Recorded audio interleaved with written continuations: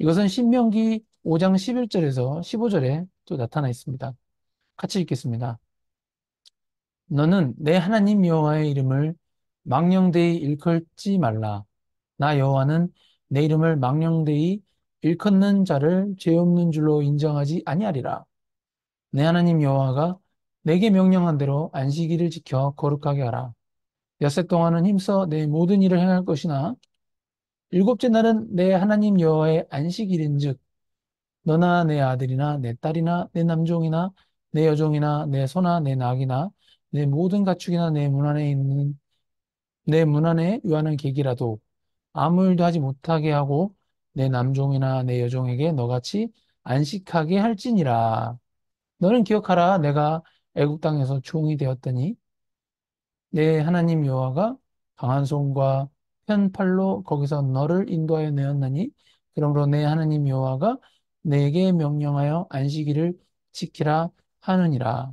출애굽기 20장에서는 안식일을 명하신 이유가 하나님이 엿새 동안 천지를 지으시고 일곱째 날 안식하셨기 때문이라고 제가 말씀드렸습니다. 그러나 여기 신명기 5장에서는 안식일을 지키라는 두 번째 이유로서 내가 너희를 종되었던 땅에서 구원하셨기 때문이라고 말씀하고 계십니다. 안식일을 지켜야 하는 두 가지 이 이유들이 어떤 일관성이 있을까요?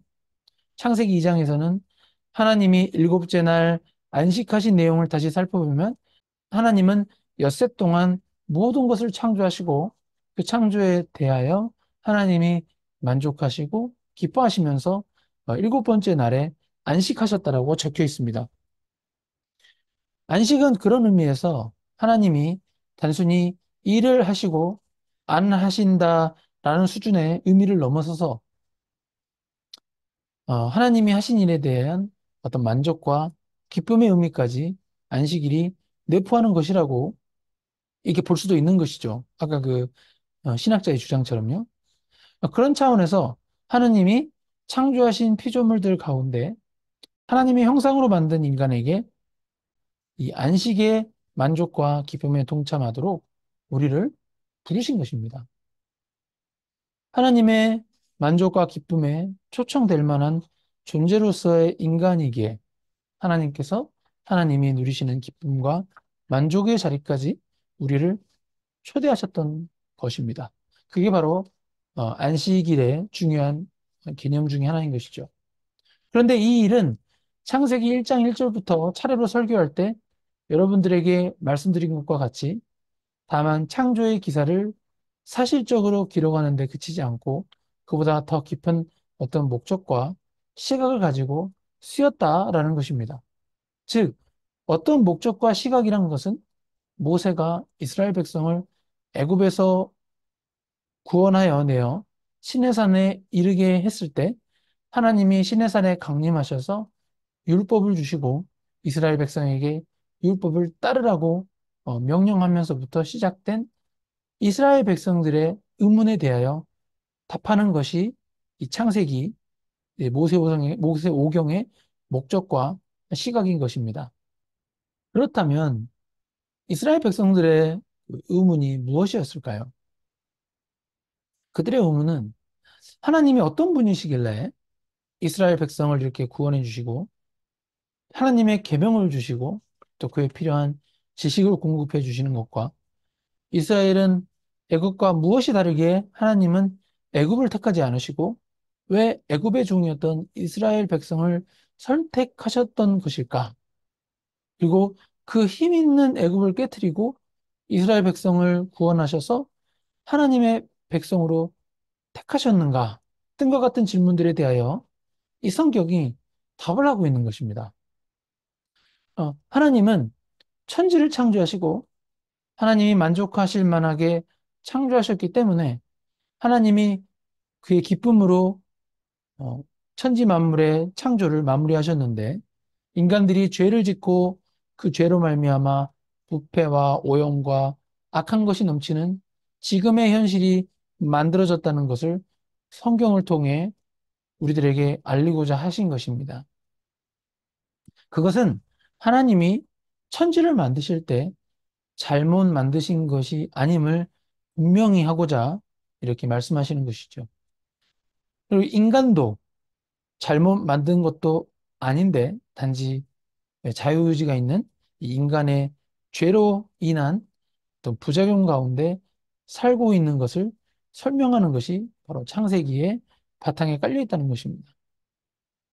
하나님이 천지를 완성하시고 만족해 하시고 기뻐하셨기 때문에 안식하실 수 있었다라고 또 이렇게 해석할 수 있는데 인간 스스로 죄를 지어서 그 모든 하나님의 복을 깨뜨린 인간에게 다시 안식일을 지키라는 하나님의 계명을 주심으로써 하나님은 처음에 가지셨던 그 안식, 그 안식이 결과될 수밖에 없었던, 다시 말해, 그 안식을 가질 수밖에 없었던 하나님의 완벽한 창조의 사역을 포기하지 않으시고 그의 백성들에게 이루어 하나님이 처음 가지셨던 안식을 기어코 완성하여 하나님이 지으신 모든 세계와 특별히 당신의 형상대로 만들어진 하나님의 백성들에게 그 결실을 맺게 하시겠다는 하나님의 의지가 반영된 내용인 것입니다. 우리가 창세기를 이런 시각으로 읽지 않고 단순히 하나님의 창조 기사에 대한 사실 기록만으로만 이해한다면 창조의 첫째 날부터 여섯째 날까지만 의미가 있고 하나님이 안식하셨던 일곱째 날은 별다른 의미가 부여되지 않습니다. 그러나 안식을 강조하는 내용이 들어가고 그 설명이 성경에 들어가 있는 이유는 현실적으로 가지고 있는 우리의 형편들과 하나님의 하나님 되심에 대한 그리스도인들이 가질 수 있는 의문에 대하여 설명하기 위해 안식일에 대한 개념들이 창세기, 출애굽기, 레위기, 심지어 신명기 등에서도 이렇게 계속 언급되는 것입니다.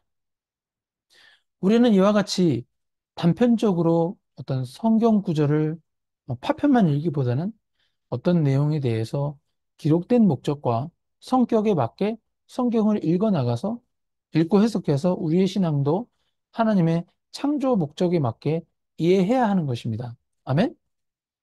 이 그리스도인들의 참된 신앙은 우리를 하나님의 형상으로 만드시고 하나님의 영광된 완성을 이루실 아버지이신 하나님에 대한 무한한 감격, 무한한 만족, 그리고 무한한 경배에 이어야만 합니다. 이렇게 설명하지 않으면 우리는 우리의 신앙에서 본질을 놓치고 성경에서 언급된 일부 경건한 행위와 규범들로 조각을 내어 단편적인 내용들을 마치 기독교 신앙의 전부인 양 착각하며 신앙생활을 하기 때문입니다.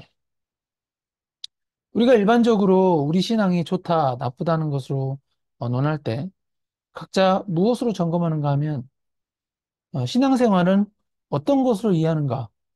성경은 얼마나 보는가? 기도는 뭐몇 시간 해야 되는가? 성경적인 봉사활동들을 얼마나 해야 하는가 등과 같이 어떤 단편적인 종교적 행위들과 어떤 성경에 기재된 일부 규칙이나 도덕성 같은 것으로 판단하는 경향이 있습니다. 정직했는가? 뭐 열심을 내었는가? 뭐 이런 식으로 자신의 기독교 신앙 수준을 점검한다는 것이죠.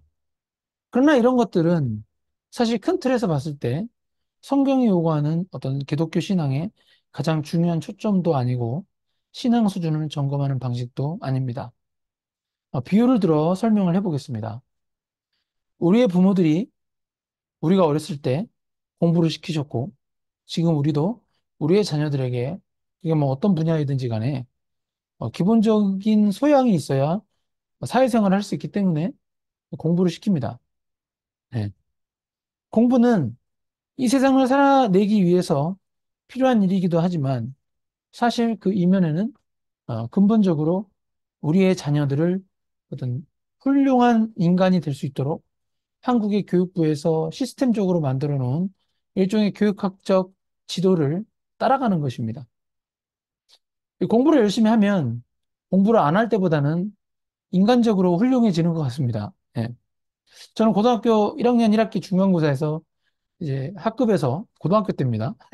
고등학교 1학년 1학기 중간고사에서 학급에서 거의 꼴등할 정도로 공부를 이제 안 했는데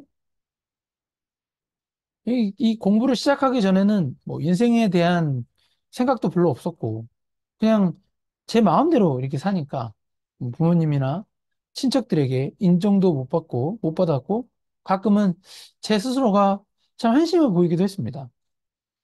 그러나 고등학교 1학년 1학기 이제 중간고사에서 거의 꼴등이라는 충격적인 성적표를 받고 친구들에게 공부를 못한다고 되게 무시당하니까 이 학급 친구들에게 이제 무시당하기 싫어가지고 공부를 열심히 하게 됐습니다.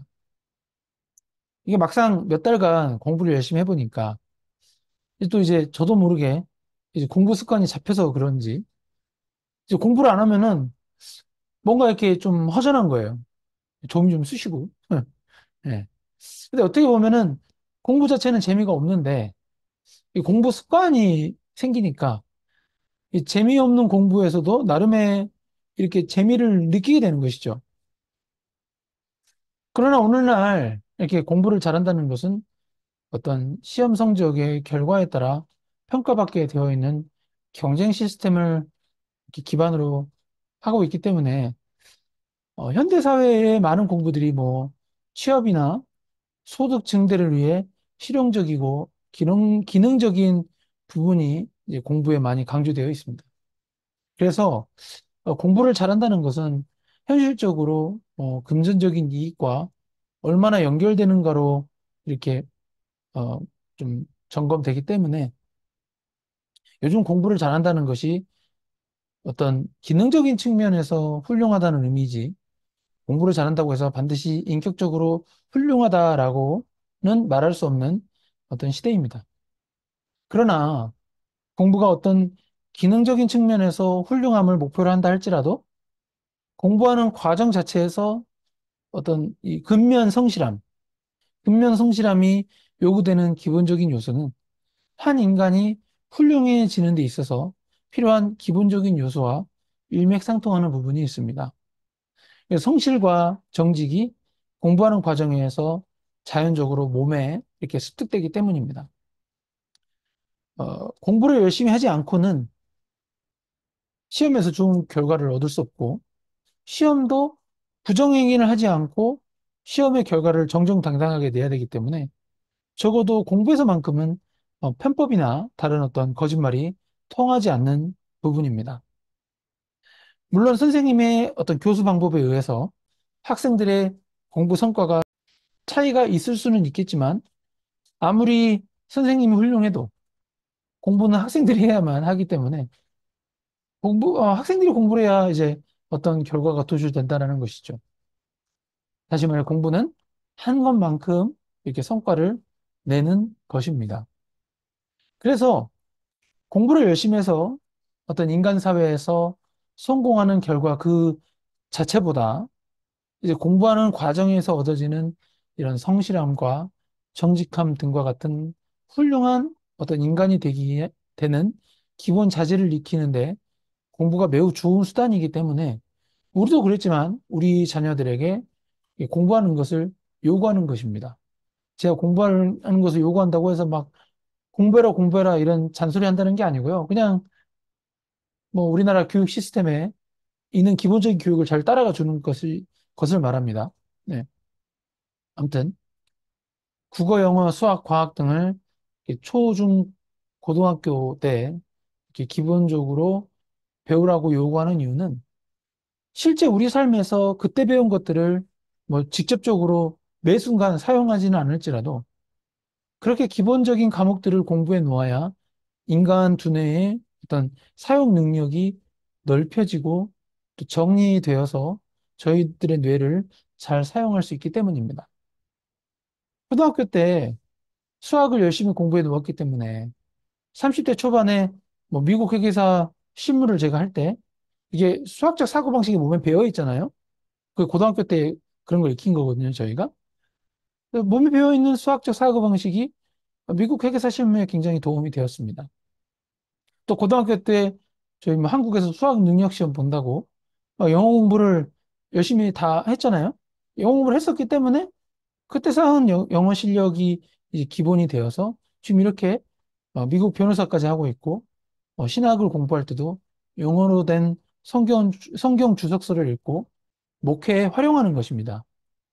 물론 이제 고등학교 때 뭐 공부를 안 했다고 하면은 또 어려움이 있겠지만 그때 열심히 한 게 계속 영향을 주더라고요. 그래서 학창 시절에 배운 것들을 다 우리가 잊어버린 것 같지만 이렇게 어른이 되어서도 써먹는 것이죠. 행복이라는 것은 그 정서적, 감정적, 감각적인 행복에만 국한되지 않고 지성적인 행복도 있습니다. 인간이란 인격적인 존재라서 감정과 의지와 감각과 이 모든 것이 심포니 오케스트라 같이 종합적으로 웅장한 기쁨을 누릴 수 있는 존재입니다. 이런 부분들에 대하여 기독교 신앙 안에서 어떤 훈련이나 이해가 부족한 상황입니다. 사실 공부의 현실과 신앙의 현실에서도 마찬가지입니다. 우리는 하나님을 아버지라 부르는 기쁨과 감격을 기초로 하는 든든한 믿음이 없고 언제나 성경에 언급된 일부 규칙들을 기준으로 우리의 신앙 수준을 확인하기 때문에 어떤 날에는 신앙생활을 잘했다라고 자신이 있고 어떤 날에는 신앙생활을 잘 못했다고 자신이 없는 이게 감정적으로 기복이 심한 이런 식의 편파적인 신앙생활을 하고 있음에도 불구하고 이러한 불편함을 해결할 생각조차를 안 합니다. 오늘날 우리가 성경에서 보는 가르침들은 이런 모든 문제들을 녹여버리는 것 같은 감격을 맛보게 합니다. 우리가 그토록 중요하게 여기는 것들이 정말 중요할까? 와 같은 그런 생각까지 들게 할 수 있을 정도로 큰 감격을 성경이 주는 것이죠.